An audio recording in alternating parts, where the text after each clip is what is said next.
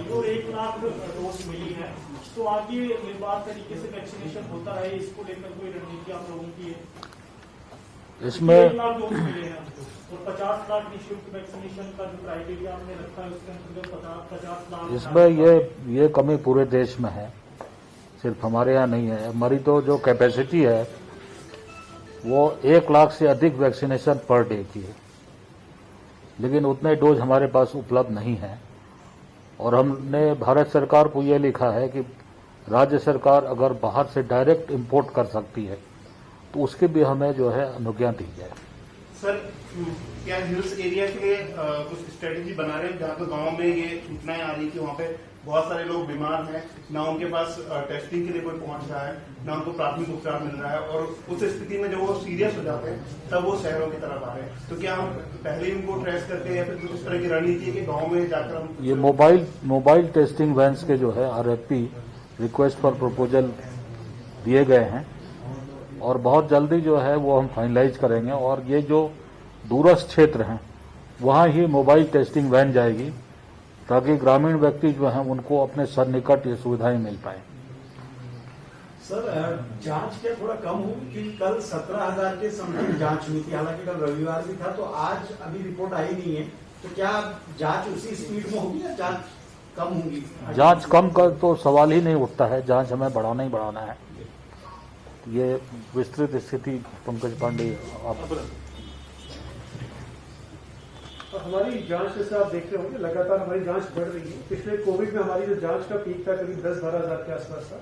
इस समय हम लोग ऑन एन एवरेज करीब 20-25-30 हजार के आसपास चल रहे हैं और हम लोग लगातार इसी लेवल पे मेंटेन करेंगे। इश्यूज है जैसे आपने देखा होगा लैब्स के रेट्स भी हम लोगों ने काफी रैशनलाइज कर दिए, तो हमारा मानना है कि आगे गोइंग फॉरवर्ड हमारी जो जांच है उनका नंबर्स बढ़ेगा।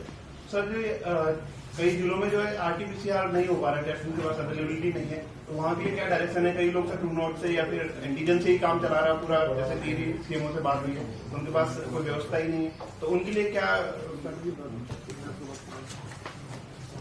देखिए, RT-PCR लैब के साथ सब सारे जिलों का कोलैबोरेशन किया गया है, सब लोग करा रहे हैं। हमारी अपनी लैब्स भी है, प्राइवेट लैब भी लिए गए। उसके साथ साथ ट्रूनेट, जैसे पहले बताया गया, 64 ट्रूनेट मशीन है जो हम लोग ने हर जिले में उपलब्ध कराई है, ब्लॉक्स में और CHC लेवल तक लगाई हुई है।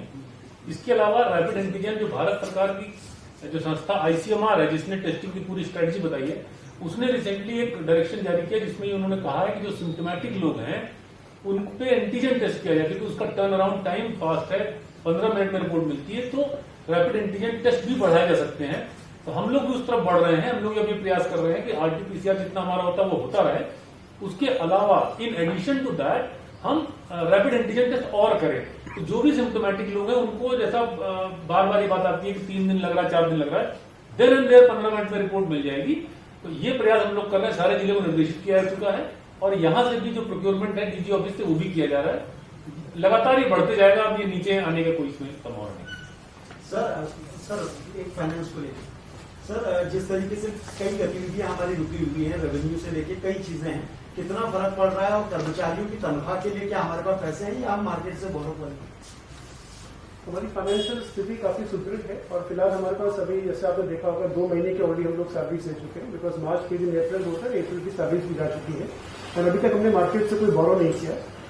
ऑफ रिसेंट फ्यूचर में मेरा ख्याल से ऐसा कोई प्लान है नहीं कि हम लोग इस महीने में मार्केट से बोरो करेंगे। लेकिन आपका कहना सही है, क्योंकि कोविड कर्फ्यू की वजह से कुछ हमारा इकोनॉमिक जो सीन है उस पर इम्पैक्ट होगा, रेवेन्यूज पर भी इम्पैक्ट होगा, उसका असेसमेंट हमें कुछ समय बाद ही हो पाएगा। सर, वैक्सीनेशन कब तक और वो हो जाएगी, हमारे वैक्सीन की डोज कब तक पहुंच जाएगी? जैसे हमने लास्ट प्रेस कॉन्फ्रेंस में आप सबको बताया था, हम लोग ऑलमोस्ट 1,22,000 प्लस 1 लाख और कोविशील्ड का वैक्सीनेशन, मैं 18+ की बात कर रहा हूँ, ऑलरेडी हम लोग एडवांस पेमेंट कर चुके हैं संबंधित कंपनी को। सेकेंडली हमारा 42,000 के आसपास कोवैक्सीन को भी पेमेंट कर चुके हैं एंड हमने 25 लाख कोविशील्ड वैक्सीन का ऑलरेडी ऑर्डर उनको दिया जा चुका है, कोविशील्ड के हमारे सीरम इंस्टीट्यूट को। सेकेंडली इसमें गवर्नमेंट की अगेन आपकी नॉलेज में है कि हम लोग करीब 100 करोड़ के आसपास DG हेल्थ को रिलीज कर चुके हैं एंड हमारे ऑफिसर्स लगातार दोनों सीरम इंस्टीट्यूट से भारत बायोटेक से लगातार वार्ता कर रहे हैं वैक्सीनेशन प्रोक्योर करने की। सर कुंभ समाप्त हो चुका है, लगभग कुंभ समाप्त हो चुका है, लेकिन जो उसमें बजट दिया गया था अभी काफी ज्यादा बजट बचा हुआ है, तो क्या राज्य सरकार बजट को अपने स्वास्थ्य के क्षेत्र में लगाने की कोई तैयारी, कोई व्यवस्था कर रही है? सरकार का एक बेसिक एक नियम ये होता है कि जिस चीज के लिए बजट दिया जाता है उसी संबंधित सेक्टर में खर्च होता है। यदि उस संबंधित सेक्टर में खर्च नहीं होगा तो मूल रूप से फिर हमारी ट्रेजरी वापस आता है। देखो थोड़ा मैं आपको बताना चाहूंगा कि जब से ये अभियान शुरू हुआ है हमारे करीब 1150 के करीब कालाबाजारी की सूचनाओं पर रेड किया है लोगों ने। हमारे डायल 112 पे भी लगातार फोन आ रहे हैं और तमाम और भी जगह पे जो फोन आ रहे हैं। अभी हमारे डीजी महोदय ने सभी थानाध्यक्षों को भी इसका इंचार्ज देना है। एक मिशन हौसला बनाया जिसमें कि डीएम के साथ वो सामंजस्य करके जनपदों में ऑक्सीजन के और बाकी और चीजों की सुविधाएं को वो रीडिस्ट्रीब्यूट कर रहे हैं, उसमें मदद कर रहे हैं। साथ में मैं आपको बताना चाहूंगा कि चालानों की जो स्थिति हो रही है पहले की तुलना में, आप जरूर कहना चाहते हैं कि चालान थोड़े ज्यादा हो रहे हैं बिकॉज कर्फ्यू थोड़े स्ट्रिक्ट थोड़े आवश्यक भी थे। लोग अनावश्यक सड़कों पे घूम रहे थे और मैं मानता हूं कि ये मैसेज आपके माध्यम से उनको जाएगा कि कर्फ्यू को तोड़ने में हल्के में नहीं लिया जाएगा। तो ये मैसेज ही काफी है। उसके बाद अपने आप से पुलिस जो है वो थोड़ी सी लाइटर होगी जब देखेगी कि माहौल थोड़ा नॉर्मल हो गया। बिकॉज अभी भी स्थिति ऐसी है कि बहुत ज्यादा लोग कर्फ्यू के नियमों को तोड़ रहे हैं। सर सेलापुर का एक मामला सामने आया था जिसमें जो है एक मेडिकल स्टोर का संचालक ही खुद कोविड की जांच कर रहा था, तो बकायदा पुलिस जो है उसको पकड़ के जरूर ले गई, लेकिन कार्रवाई क्या हुई इसका अभी तक पता नहीं चला। नहीं, आप जो कह रहे हैं ये इसकी मुझे जानकारी नहीं है, लेकिन आपके माध्यम से मुझे पता लगा तो मैं इसकी और अलग से जांच कराऊंगा। सर कॉन्टैक्ट ट्रेसिंग बहुत तेजी से नहीं हो पा रही है और कई बार ऐसा हो रहा है कि लोग पॉजिटिव आ रहे हैं लेकिन उनके साथ कौन लोग थे, कौन कॉन्टैक्ट में, जैसे पिछले साल तक हम देखते थे वो चीजें नहीं हो रही। देखिए ये कोविड-2 को हम दूसरे माहौल में देखें, आप खुद देख रहे हो पुलिस के लोग जो है वो ज्यादा उनकी प्राथमिकताएं थोड़ी सी बदली हैं। कॉन्ट्रैक्ट ट्रेसिंग भी हो रहा है, मैं ये नहीं कहूंगा नहीं हो रहा है, लेकिन अभी क्योंकि बहुत पैंडेमिक अपना एक दूसरा रूप ले चुका है तो अभी इंडिविजुअली लोगों तक जाना, उनके पास सुविधाएं पहुंचाना, किसी तरह से कर्फ्यू को इम्पोज करना, बिकॉज अब वो फेज नहीं रहा कि 1-2 आदमी आ रहा है वो 1000 को इन्फेक्ट कर रहा है, काफी ज्यादा इन्फेक्शन फैल चुका है। तो प्रयास जो है मैं नहीं कहूंगा कि वो प्राथमिकता नहीं है, लेकिन अब उससे अधिक और भी कार्य हो गए हैं तो इसलिए उनको भी देखा जा रहा है। सर टोटल कितने अभी आरोपी गिरफ्तार हुए हैं कालाबाजारी? अभी तक टोटल अगर आप पूछे तो अभी तक हमारे 22 FIR हो चुकी थी जिसमें 33 अक्यूज्ड बंद हुए हैं और 194 रिकवरी है। इसमें हम लोगों ने जो ऑक्सीजन सिलेंडर पकड़े गए हमारे वो वापस हमने सिस्टम में वापस कर दिया। आप सभी का आज की प्रेस कॉन्फ्रेंस में स्वागत है। कुछ पहले बेसिक आंकड़े आप सबके समक्ष रखना चाहूंगा कि राज्य सरकार के द्वारा क्या तैयारी की गई है। इसमें आप यदि आप नोट करना चाहिए तो नोट कर लीजिए। हमारे मार्च 2020 के क्या आंकड़े थे और उसके बाद आज के इसमें मई 2021 में क्या आंकड़े हैं। सबसे पहला आंकड़ा मैं आपको देना चाहूंगा हमारे ऑक्सीजन सपोर्टेड बेड्स का। ऑक्सीजन सपोर्टेड बेड्स हमारे मार्च 2020 में 673 थे, 673। आज की डेट में हमारे ऑक्सीजन सपोर्टेड बेड 5500 के ऊपर है। तो 673 से ये आंकड़ा हमारा ऑक्सीजन सपोर्टेड बेड का 5500 बढ़ गया। इसी प्रकार से हमारे आईसीयू 216 थे मार्च 2020 में और अब ये आंकड़ा बढ़ के 1390 हो गया, 1390। तो आईसीयू हमारे सब्सटेंशियली बड़े हैं।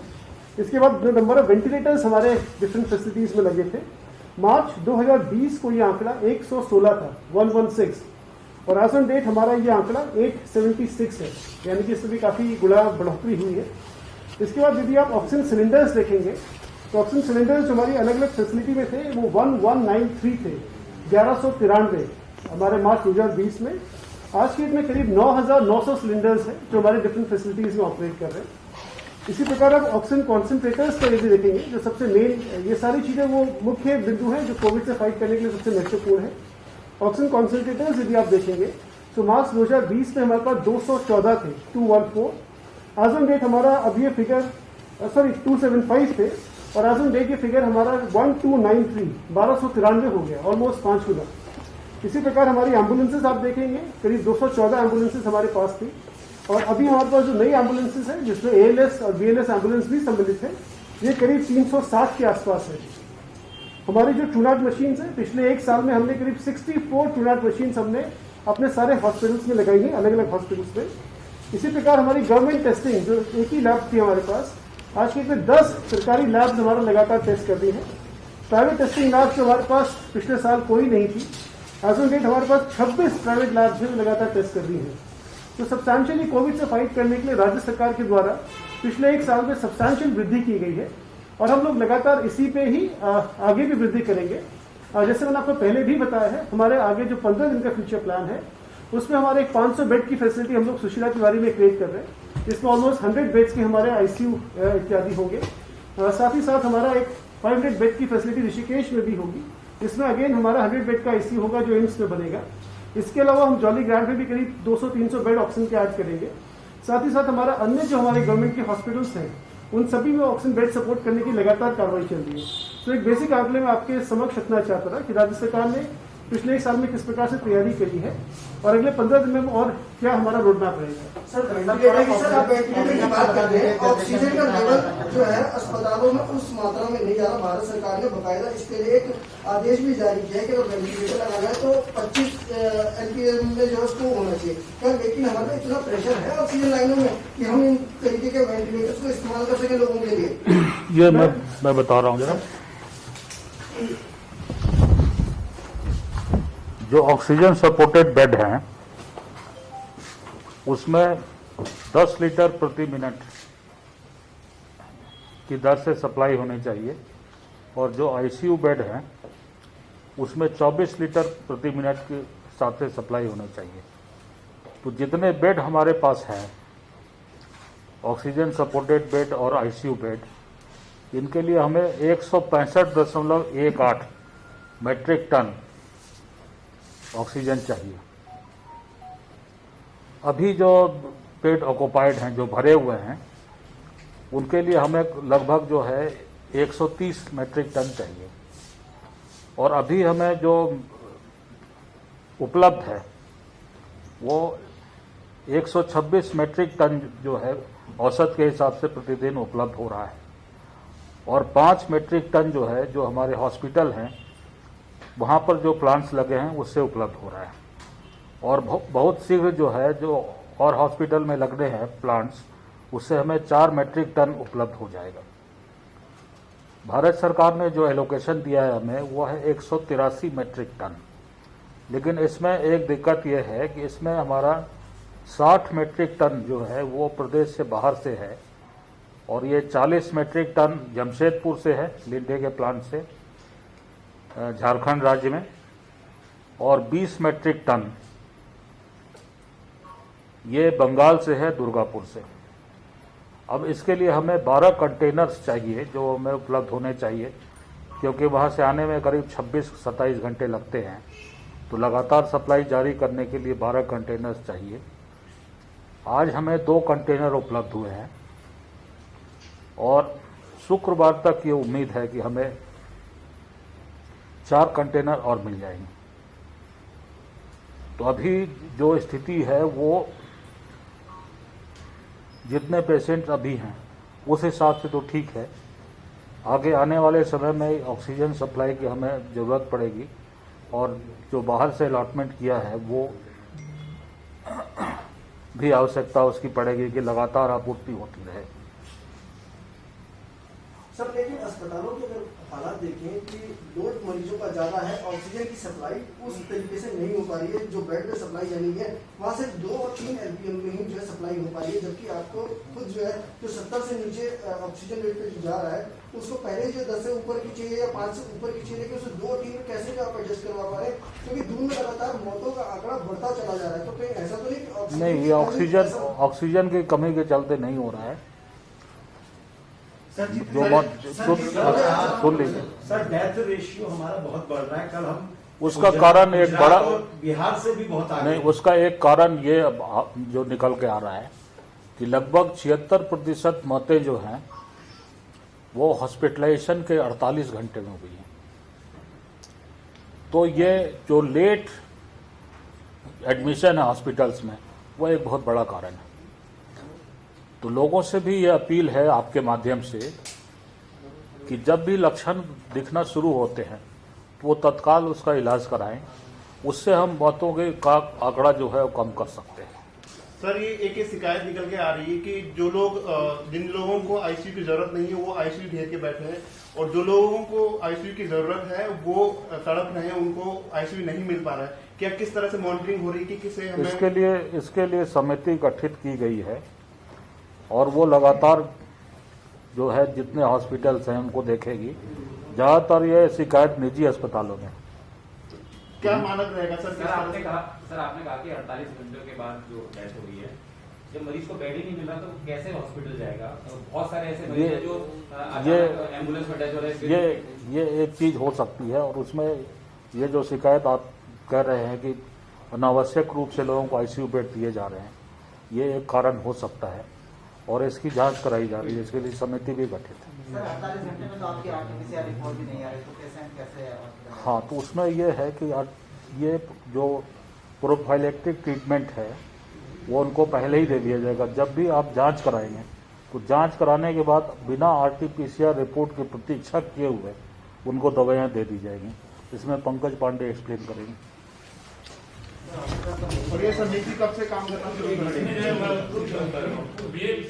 राज्य सरकार ने ये निर्णय लिया था इस डेथ को देखते हुए, और जो आप बता रहे थे गैप आ रहा है टेस्टिंग से और रिपोर्टिंग में, ये निर्णय लिया गया कि जो स्टैंडर्ड दवाइयां हैं कोविड से फाइट करने के लिए, अगर वो टाइम से शुरू की जाती हैं तो डेथ हम प्रिवेंट कर सकते हैं और सीवियरिटी कम कर सकते हैं। तो राज्य सरकार ने, जो हमारी टेक्निकल कमेटी है, उसके रिकमेंडेशन पे डिसाइड किया है कि हम जो भी टेस्टिंग करने के लिए देने के लिए आएगा, जो भी सैंपल देगा उसको उसी टाइम दवाई का हम किट दे देंगे, वो दवाई उसी दिन से खाना शुरू करेंगे। और ये व्यवस्था पूरे प्रदेश में हर जनपद में लागू हो गई है और हर जगह पर ये किट बंटनी शुरू हो गई है। सर लेकिन अगर हम धरातल की बात करें तो कहीं भी ना 2 हॉस्पिटल में बांटी जा रही है जो टेस्ट कराने के लिए आ रहे हैं, ना आसपास कहीं भी। तो सर इसको किस तरह से श्योर कर रहे हैं? हर जगह पे ये व्यवस्था प्रारंभ कर दी गई है। अभी कहीं कहीं हो सकता है कुछ गैप रह गए हो, लेकिन ये हर जिले के अंदर रिपोर्ट ले रहे हैं डेली, ये प्रारंभ कर दिया गया है। जो भी लैब्स हैं जो गवर्नमेंट के सेटअप से जहां पे सैंपलिंग हो रही है वहां पे हम लोग कर रहे हैं। हम लोग इसको और एक्सपैंड कर रहे हैं, जहां पे भी एंटीजन टेस्ट हो रहा है, जहां पे प्राइवेट लैब कर रहे हैं, ये सबको हम कवर कर रहे हैं। स्टेप बाय स्टेप कवर करते जाएंगे। प्लान और टारगेट हमारा वही है कि हम जो डेथ है और जो सीवियरिटी है वो हम लोग कम कर पाए। सर एक वो डीआरडीओ की जो नई दवा है जिसको आपातकालीन स्थिति के लिए बात चल रही है, क्या हम लोगों की कोई बात चली है उस पर कि उसको यूज करने पे ऐसा कुछ बात हुई है? देखिए उसमें दवाई के बारे में मैंने कल पता कराया था, अभी उसका बहुत डिटेल नहीं उपलब्ध है। तो पूरा लिटरेचर होना चाहिए और हमारे डॉक्टर्स जो बेसिकली ट्रीट कर रहे हैं उनको उस दवाई का आइडिया होना चाहिए, क्योंकि ट्रीटमेंट अल्टीमेटली डॉक्टर्स को करना है, गवर्नमेंट को नहीं करना है।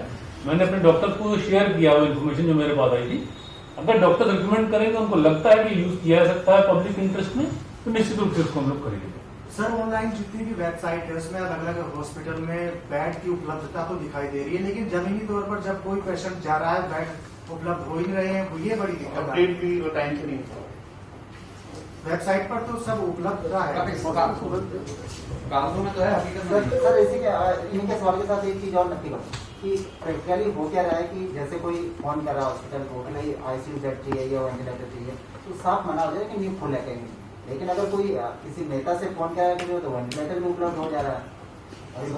आम लोगों को कैसे हेल्प मिल पाएगी? आम आदमी कैसे रहेगा? आपने जो अभी जो इश्यू रेज किया है, हम लोग भी लगातार, राज्य सरकार भी इसके लिए सजग है। हम लोग आपने देखा होगा पिछले एक हफ्ते में 3-4 मीटिंग्स हम लोग प्राइवेट हॉस्पिटल्स के साथ ऑलरेडी कंडक्ट कर चुके हैं। एक मुख्य सचिव महोदय के स्तर पर भी बैठक हुई थी, जिसमें 4-5 बिंदु और 4-5 निर्देश बहुत कड़े शब्दों में सभी प्राइवेट हॉस्पिटल्स को कहे गए थे। फर्स्ट ऑफ ऑल यही था कि अपना जो हॉस्पिटल की बेड अवेलेबिलिटी का स्टेटस है, डेटा है, उसको लगातार अपडेट करते रहेंगे और जो वेबसाइट पे दिखता है वो ट्रूली रिफ्लेक्ट करना चाहिए। तो इसको हम लोग दोबारा डायरेक्शन हम लोग एक बार दोबारा उसको रिट्रेट कर देंगे। सेकेंडली रेमडेसिविर के बारे में था कि आपका जो क्लिनिकल प्रोटोकॉल है रेमडेसिविर का, उसी के माध्यम से ही आप उसी के पैटर्न के लिए आप पूरा इलाज करेंगे, ये भी सारे हॉस्पिटल्स इंश्योर करेंगे। थर्ड है जो उनके पीआरओस के नंबर्स हैं जो वेबसाइट पे दिए गए हैं, वो लगातार नंबर्स उठाने चाहिए ताकि पब्लिक को किसी प्रकार की इनकन्वीनियंस ना हो। तो इस प्रकार के डायरेक्शन सभी मुख्य सचिव महोदय के द्वारा भी दिए गए हैं और हमने पहले भी सारे प्राइवेट हॉस्पिटल से मीटिंग करा था। सेकेंडली ऐसा आपको पता है लगातार हमारी स्पेशल एक टास्क फोर्स एक्टिव बनी है, जो आईजी साहब उसको लगातार कहीं पर कंप्लेंट्स इस प्रकार की आ रही है उसको भी हम लोग देख रहे हैं। साथ ही साथ हमने एक और टास्क फोर्स का गठन किया जिसमें डीएम और हमारे पुलिस और हमारे मेडिकल डिपार्टमेंट के रिप्रेजेंटेटिव होंगे, जो लगातार इन सारी शिकायतों पर चेक करके और उसमें फिर आगे कार्रवाई करेंगे। सर रेमडेसिविर को लेकर जो है जो सीएमओ के माध्यम से प्राइवेट अस्पतालों को मुहैया कराई जा रही है, उसका भुगतान किस तरीके से जो प्राइवेट अस्पतालों से सीएमओ को किया जा रहा है, क्या उसके मानक है? देखिए जो रेमडेसिविर के जो रेट्स हैं वो भारत सरकार ने तय किए हैं और जितने रेट्स तो गवर्नमेंट को उपलब्ध हो रही है वही उतना ही पैसे में उनको ट्रांसफर हो रही है प्राइवेट वालों को। और हमने एक डायरेक्शन ये भी दिया हुआ है कि प्राइवेट हॉस्पिटल भी उतने ही रुपए में फर्दर जो पेशेंट को उपलब्ध कराएंगे जितने रुपए में हमने उनको उपलब्ध कराई है। तो एक्स्ट्रा कोई चार्जेस नहीं लिए जाएंगे, ऑलरेडी डायरेक्शन दिए गए। और ये मैं बताना चाहूंगा कि जो 4 कंपनीज अलॉटेड है, जो जिनका कोटा अलॉटेड है हमारे स्टेट को, उन चारों को रेट अलग अलग है। तो कभी कम रेट वाली आती है, कभी ज्यादा रेट वाली आती है। जो भी आती है वो हम लोग सबको इमीडिएटली बांट देते हैं। जो भी रेट होता है उसमें मेंशन रहता है, क्योंकि बिल होते हैं साथ में, वहां से हमको कंपनी बिल मिलते हैं। तो कोई कम की है, कोई ज्यादा की, लेकिन जो रेट हमको मिलता है एग्जैक्टली वही रेट पे उनको ट्रांसफर करते हैं। सर लेकिन आपके यहाँ से जीरो बिलिंग पर जो है उन लोगों को दिया जा रहा है, लेकिन उसके बावजूद पैसा लिया जा रहा है। वो पैसा किसी और मद में लिया जा रहा है, वो पैसा जा कहाँ है आखिरकार? जब आप जीरो बिलिंग कर रहे हैं तो पैसा किस तरीके से जीरो बिलिंग का कोई मामला नहीं है। गवर्नमेंट एक्चुअली दो कंपनीज मैं बता रहा हूँ आपको, 2 कंपनीज हैं जिनको एडवांस पैसा जा रहा है। आप मैं बता रहा हूँ सर, मेरा सवाल ये है कि जो सीएमओ जो प्राइवेट हॉस्पिटल की बिलिंग कर रहा है वो जीरो की कर रहा है, तो आप पैसा कैसे ले रहे हैं उनसे? आप ये मामला मेरे संज्ञान में नहीं है, या आप मुझे ट्रांसफर कर दीजिए, निश्चित रूप से चेक करेंगे। मैं आपको बताना चाहूंगा, एक 2 कंपनी है जो एडवांस पेमेंट ले रही है, उसको हम लोग अपने बैंक अकाउंट से पैसा एडवांस ट्रांसफर कर रहे हैं। वो हमको पहले इनवॉइस से कुछ नहीं मिलता है, उसमें वो डायरेक्टली कंपनी को हम पैसा ट्रांसफर करते हैं। फिर वो लोग जब सप्लाई करते हैं उसी के साथ पूरा बिल देते हैं। वो पूरा बिल हमारे पास आता है, वो पूरा हमारे पास रिकॉर्ड मौजूद है। अगर सीएमओ भी जब आगे ट्रांसफर कर रहे हैं तो उनको भी उसी बिल के उस एवज से ही देना चाहिए बना के। अगर इसमें कोई गैप है तो निश्चित रूप से उसको चेक करके इसको सही किया जाएगा, उनको कोई दिक्कत नहीं। सीए सर, कुछ कर्मचारी संघ जो है ये कह रहे हैं कि 15 दिन के लिए सरकारी दफ्तर पूरे तरीके से बंद कर दिए जाएं। सर, पैंडेमिक के हालात में ये क्या कर्मचारी संघों की ब्लैकमेलिंग है एक तरफ से, कि जब इतने हालात खराब हैं, 50% कर्मचारी बुलाए गए, तो उसके बावजूद ये प्रेशर डाल रहे हैं कि पूरे डिपार्टमेंट बंद कर दिए जाएं? इनकी मांग जरूर है, लेकिन सरकार का काम तो चलता ही रहता है, इसलिए पूर्ण रूप से बंद नहीं किए जा सकते।